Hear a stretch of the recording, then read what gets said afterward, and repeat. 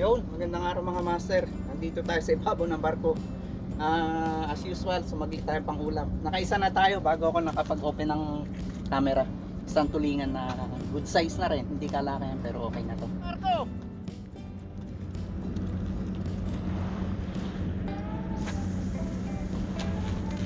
Ewan kung kakagat! Saan? Ayun oh! Sapitan mismo. Ayaw kumagat.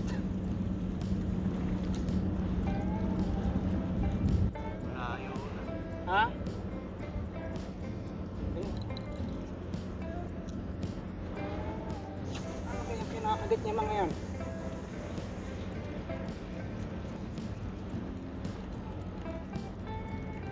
Yun!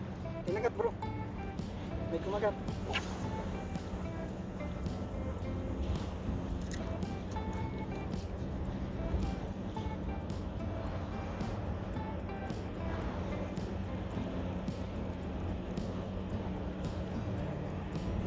Baka magsakilan tayo. Nakailalim ako.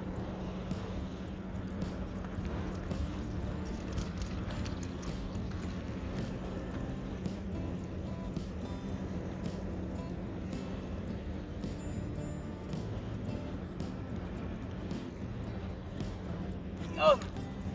Ingat ulit. Maliliit. Binalik na ako. Okay lang, basta madami. Oo! Mga 50 peraso, de ayos na no? Oo naman.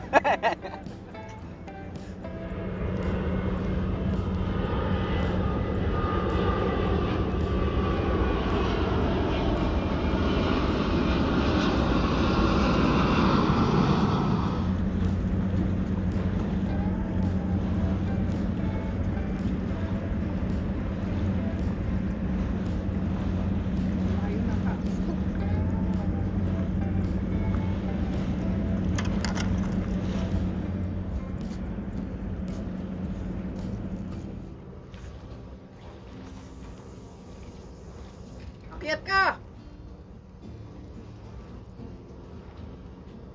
Yun! Isa.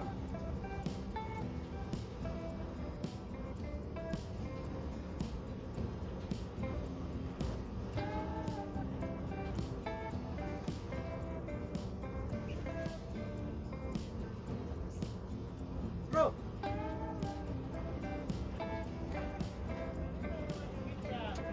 Natataanan yan!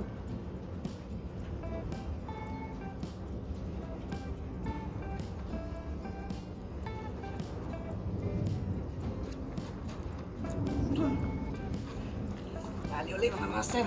Pangapan na natin.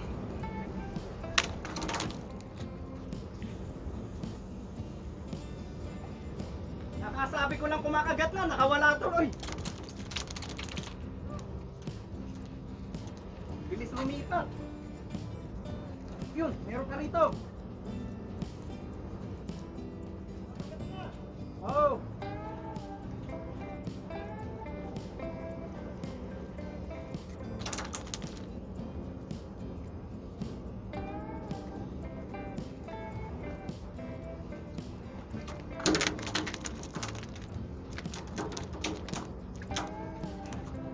Alright.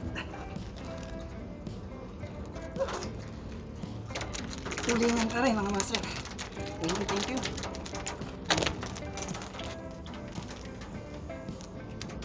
Pero malapit sa kaya kumagat.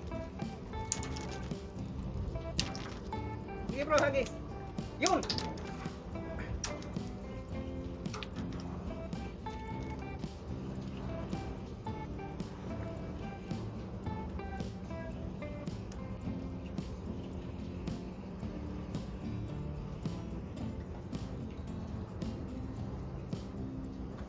Yeah!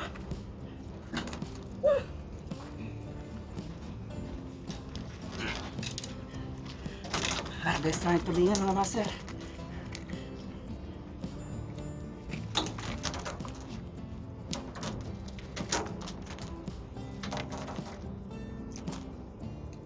Hindi ka sa tapat ko.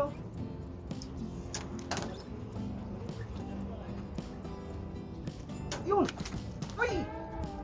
Yun! hinabol.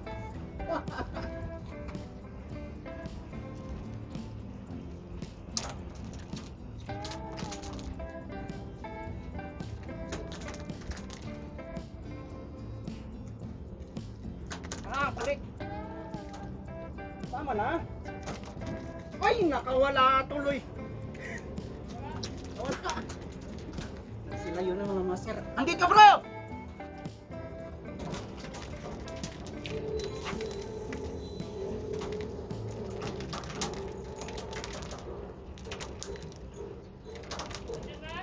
Doon sa may bato nga. Ay, wala, wala. Ayun, nandito nga. Akit ka sa barko, andito. Lumabas na dito sa kabilang side.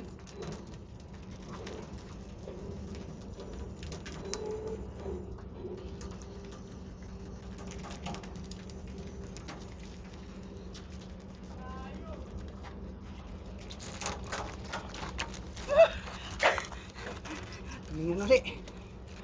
Andito na ulit sa likod! Yan mga master.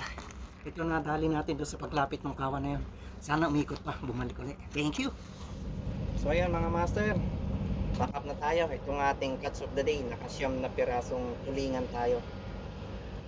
Maraming salamat po sa muling pagsama sa akin sa isa na naman fishing adventure dito sa Guinea, Equatorial Africa. Ang gamit ko pong lure dito o yung pamain is yung DIY lure ko, yung hair clip lure.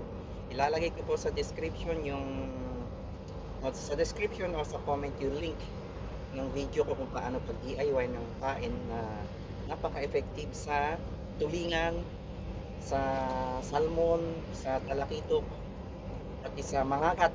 Kumakagat din at saka yung maliliit na barakuda at yung batig kumakagat din po sa hair clip lure na DIY lang natin. So maraming salamat po hanggang sa muli. Lagi kayo mag-iingat. Thank you.